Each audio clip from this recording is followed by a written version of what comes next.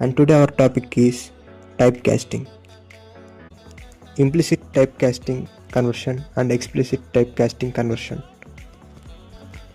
The implicit typecasting conversion ante it is an automatic type conversion. The implicit typecasting conversion అనేది ఆటోమేటిక్గా డేటాని వేరే data టైప్లోకి convert చేస్తుంది programme చూపించినట్టు. అండ్ మీకు అవుట్పుట్ చూపిస్తాను చూడండి.